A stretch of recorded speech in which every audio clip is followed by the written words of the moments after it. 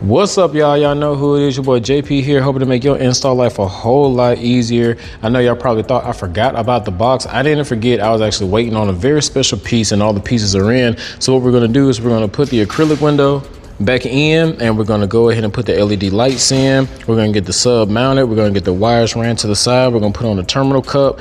We're going to go ahead and finish it today. So we're gonna go kind of fast on this one because I just want to go ahead and get it done. I want to make sure I got enough speaker wire to where my sub can get out here and sit on top of the box. I was able to zip tie around the wire, clamp it down right there. This is going to go straight right here, up to our ring terminal, our speaker box terminal that's mounted on the side.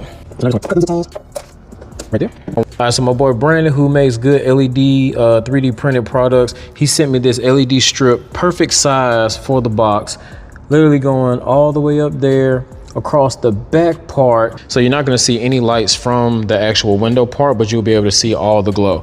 Now, what I needed to do, since the connector had this side on it, and I didn't want to drill a hole that big, so I drilled a hole just as big enough for our little 3-wire extension. And then I'm going to solder this onto the other side that actually plugs into our controller. So let's go ahead and solder these together, get the heat shrink on, and then we can actually wire this up and see what it looks like before we put our window in.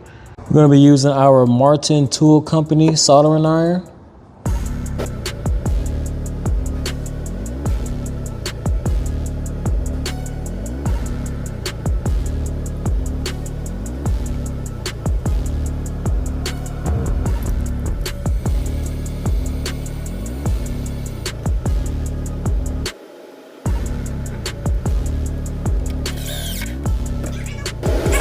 Subwoofer wire wired up, LEDs wired up, soldered, ready to go.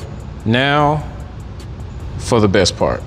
One of the best parts. Nah, the best part. My first homeboy named Brandon, he gave me the LED lights, but my other partner Brandon, he actually is the owner of Triple Dimension Fabrication, and he does laser engraving, etching, all that type of stuff, backlighting. He does that stuff as well. And he made me this 3/4 inch window, and it's very special because it has all 3 of the brands that has something to do with this build. First off, we got DD Audio, Digital Designs, who actually provided the 9510 ESP sub. We got JP's Audio, which is me. I'm the one that's actually doing all the work. And we have Baseaholics Designs.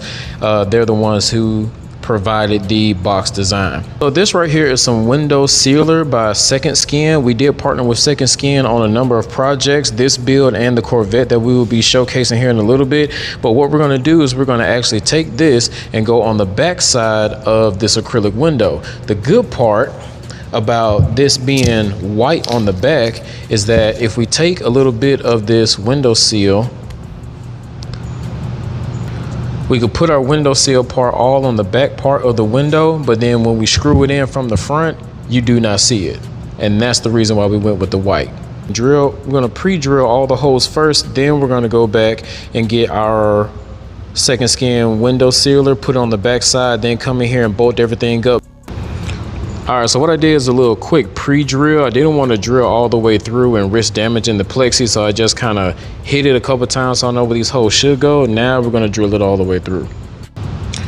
All right, so we have the Second Skin window seal, little butyl rope tape right here. And now we're going to use some stainless steel hardware to mount the window in. Now, I don't want to fully use too much torque on the front part of that glass because I don't want to damage it. So what I'm doing is I'm taking the socket on the back and I'm holding it as I drill through the front. Now, when I get to a certain part to where it starts being torqued, then I twist it from the back side. I gotta be honest, I used way too much of that window sealing tape. This was my first time using it and it started squeezing out, so I did have to cut out as much as I can so we can get a nice border. But with this being my first acrylic window, I did learn some things for the next time that I'm going to do it. First, with that Second Skin window sealer, I will be rolling it up to about half the size. It comes out about 1/2 inch. I want to roll it till it gets to about 1/4 inch, and I'm only going to put it in the actual corners of the window. That way when we tighten down the hardware, it's not going to squeeze out so much. I also would do a thicker border around the back side. Instead of doing the 3/4 inch border, probably do like 1 inch or 1.25 inch border, so if something does squeeze out, it won't actually go over the paint and it'll be perfect. Third, I want to make sure that my window cutout is going to be absolutely perfect so it doesn't actually squeeze out at all, and then you won't be able to see the wood from behind the window or the window border.